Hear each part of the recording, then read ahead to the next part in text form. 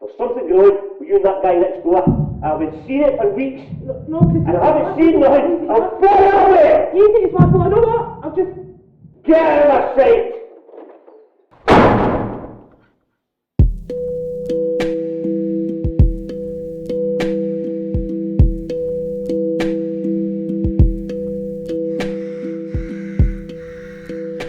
Well, in general terms, my area of work is in criminal law and family law. However, during lockdown, the family law side of the business just went through the roof. Lockdown has exacerbated a lot of the issues that go on behind closed doors. However, because of lockdown, families were limited in terms of where they could go for help. So we have been advising mainly women in relation to seeking interdicts from the courts, advising on separation. And a big issue amongst all of that is finances. How do they maintain their family on a day-to-day basis? It was scary, it was stressful, and I have anxiety, I have depression, so I have been struggling. I've been trying to mask it so that my kids didn't pick up on it, so they didn't get stressed out. Well, since the lockdown began, we've had to look at the way we work and how we can continue to deliver the services that women and children need. If you think of a woman who's living with an abusive partner right now, she's probably just trying to get through each day and keep the kind of damage and the harm as little as possible.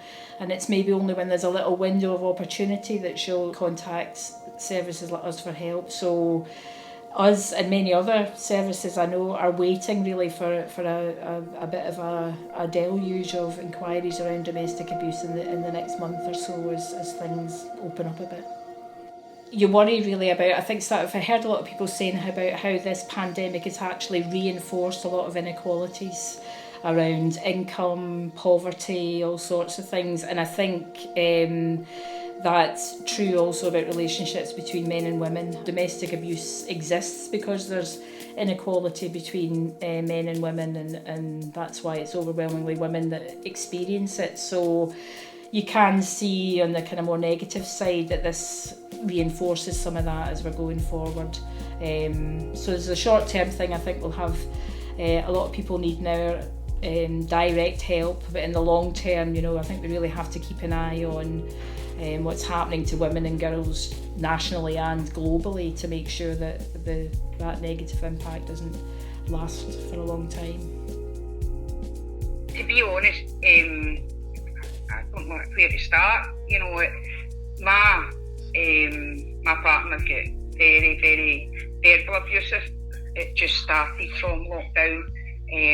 He gets really, really moody, and it was the put downs and nothing was good enough for him. They couldn't separate things because obviously the lockdown, and it made it horrible. It made it so much worse because you couldn't go out and you couldn't have a breather from it. I became very isolated. I was in a bedroom for 3 weeks, only coming out the room to get what I needed and stuff. I wasn't speaking to anybody, I wasn't seeing anybody. It got to the stage I didn't know if I was going to wake up the next day, if I was going to, I didn't know. He was very unpredictable with his moods, and he was flinging things about, and it just got to a stage where I didn't know what he was capable of doing.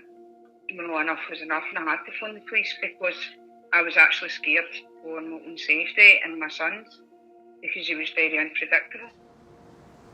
The councils recognised quite early on that this was going to be the case, that there was going to be this shadow pandemic of domestic abuse. So we've just been quietly working in the background to make sure that we're supporting Women's Aid locally and other organisations to help those experiencing domestic abuse, trying to free up accommodation so that we know if we do have that big demand on services that we can respond really quickly.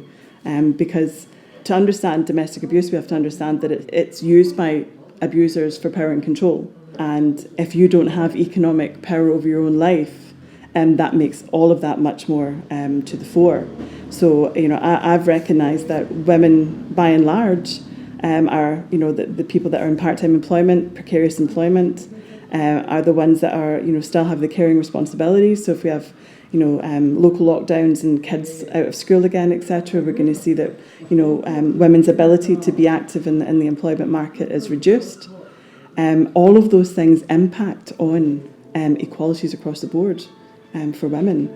So I think we need to make sure that we're going out of this with a clear understanding of that gendered lens that we need to apply as we're creating policy. And that's something that I've been really pushing for at a national level and a local level.